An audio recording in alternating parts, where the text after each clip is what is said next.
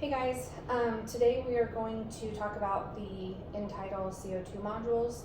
They've been getting put back in the drawer, not set up for the next patient, so we're just going to go over all of that today. The one on the right, you're going to see it looks like it's dirty, so we're going to pretend like we just pulled that out of our monitor. Then whenever we've done that, we are just going to hit our thumb on the top button. It ejects the water trap. All of this becomes trash, and we're left with the bare module. At that point in time, you're going to clean that with your sani cloth, and then you're ready to put the module back together. The first piece that we need is that water trap. This has to be changed with every patient use. The packaging looks like this, and this is the water trap inside. So you would just open that package, and then you are going to just line that up and push it in till it clicks. We'll do all three here.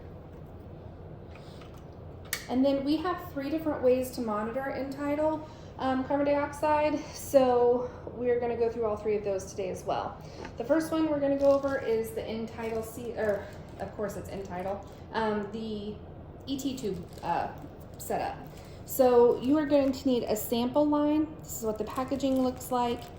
And it is literally just a line that has 2 ends with a lure lock on there.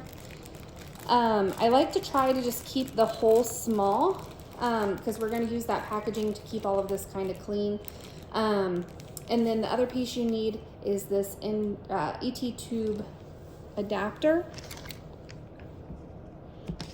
And then we have a package.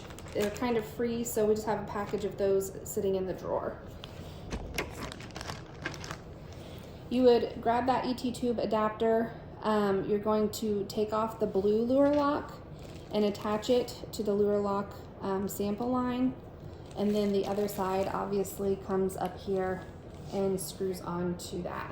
I'm going to tuck the ET tube adapter into that package so that it's kept as clean as possible. So there's that. The second way that we have to monitor Tidal is with the nasal cannula. So this is our nasal cannula package here. And again, I just kind of opened the corner of this. This will not fit onto our module.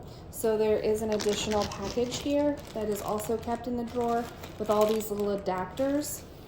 And we just need to screw the adapter onto this end, and then that makes it to where we can then screw it into our module.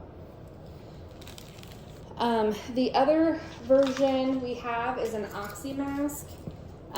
This fell out of the package, so it's no longer clean, but I will put a clean one on there after a bit.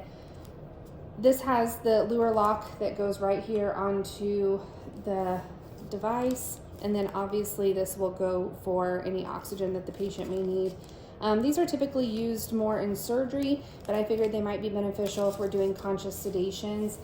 We haven't used them as far as I know at this point. If that is something that you guys don't think that we need, just let me know and we can set up an additional one with like the ET tube, because that's our most commonly used one.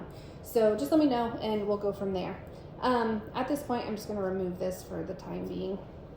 I'm going to show you how to put it into the monitor. So if we come up here, there is a space saver that is in the side of our monitors. You're just going to use your thumb and pop that out. And then the module will slide in its place, and you want to make sure that that snaps in. At that point in time, we're going to pretend like our line is here.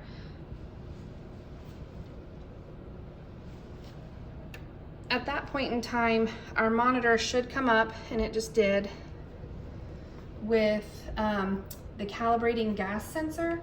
So it will do it on its own. You don't have to hit any buttons at that point in time. We're just going to let it do its thing. We don't want a whole lot of air movement through whatever our sensor is at that point in time. We want to get a room air reading, so make sure it's not moving around a whole lot at that point in time. While we are watching our Tidal CO2, we want to make sure that we know normal range is 35 to 45 with normal people. And then if we are doing CPR, we would like for our Tidal to be between 10 and 20. Now it's ready to go. So at this point in time, we can put it on our patient. And as you can see, it's not gathering any breaths. So it's showing that we have apnea. Our Tidal, so our value here is that normal range. It should be between 35 and 45. It's showing that the patient's getting room air, so that's what it's getting at the moment. And then the respiratory rate would be showing here as well. We want to make sure that we're getting good waveform. Something that can happen if you're not getting a good waveform is sometimes moisture will get in those lines, and then you have to kind of change that line out because once it's in there, it's impossible to get out.